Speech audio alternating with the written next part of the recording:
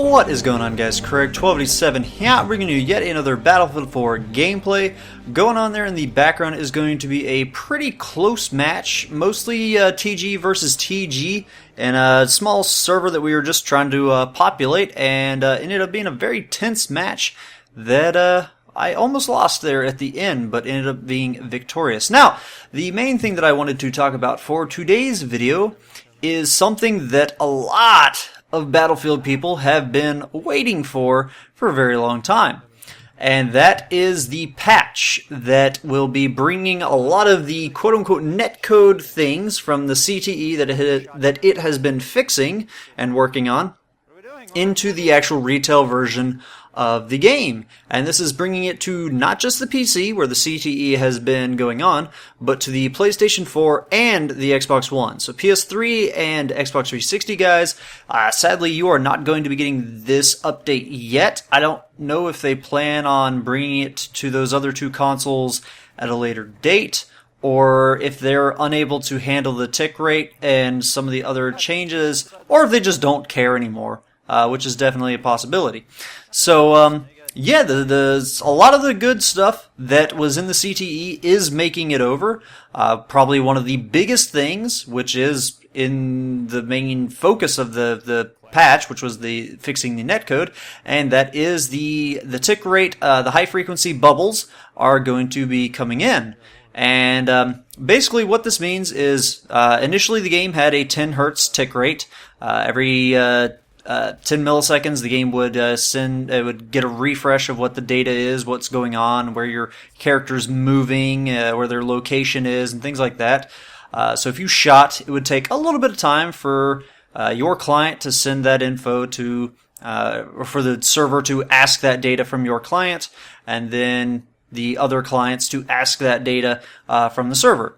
And they've sped this up. They've for the most part tripled it from 10 to 30 hertz, and it doesn't go into what this is too in depth in the actual article, but just so you guys know, when you are infantry, I believe the diameter is 100 meters, and when you are outside, or when you're inside of a vehicle, outside of being an infantry player, if you're in a vehicle, and I don't think it's any different based on what the vehicles are, whether it's flying on the water or on the ground, your diameter is, I believe, 10 meters.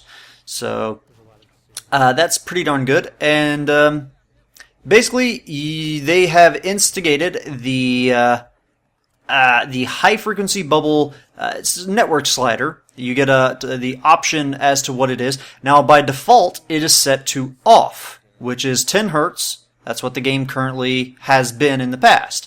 Then there is low, medium, and high. If you turn it to low, that means 15 hertz. Medium is going to be 20 hertz, and high is going to be 30 hertz. And if you have a modern, decent internet connection of 1 megabit upload and 1 megabit download, then setting it to high should be perfectly fine for you. If your internet is very inconsistent, or if it's just consistently slow and below 1 megabit per second, you might want to go with the medium, low, or high option, or the medium, low, or off settings. If you're noticing a lot of packet loss when on high, then that's probably what's your internet probably just isn't capable of dealing with the higher tick rate. So definitely turn that off so that you're not getting a lot of packet loss, because this isn't just a always better thing. High could end up negatively affecting you, again, if your internet speed is not fast enough or consistent enough. They've also done some PC server performance, as well as performance to the PlayStation 4 and Xbox One's servers. For the PC, it is up to the server providers to start rolling out and enabling the feature at their discretion, though DICE is fairly confident that they will do this fairly soon, as nobody wants their servers to not be populated. Otherwise, you're just wasting money. And for the console versions, they're adding it to 48 players servers, and on a small set of 64 player servers.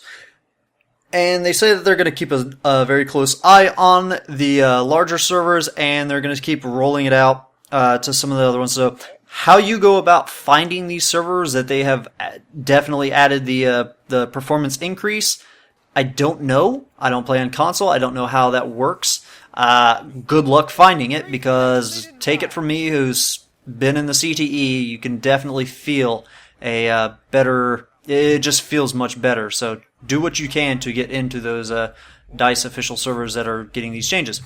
And last thing that I do want to mention, I mean, there's been quite a few changes, and so definitely, like always, go check the link. I will have it in the video description down below.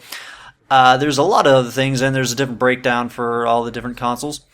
You can see that they did add, it says improved/reduced explosion-induced camera shake. So they improved it by reducing it. It was weird how they kind of phrase that, but and it seems like it is the same amount that was in the CTE. It seems like it was definitely, and it is a definite improvement. I am quite the fan of it in the CTE. I almost wanted to just play the CTE ever because of the screen shake reduction alone. That was, I hate the screen shake that has been in BF4, but it is much better with the CTE changes. And so that's, yeah, go check out the patch notes, and you will see that there is some stuff listed for the 360 and PS3 version. But you are not going to be getting the frequency bubble. Again, you guys are going to be getting some patches. You're just not getting the frequency bubbles, the netcode stuff. And then also there is a video in the patch notes that does show the actual netcode improvements. They take a 60 hertz monitor playing on the PC version with a 50 millisecond ping, and they record it in slow motion. Well, they record it in fast motion and slow it down to slow motion and show the actual frame rate differences from the actions from one computer picking it up on the other computer. And it's a pretty darn good improvements, above 50% improvements.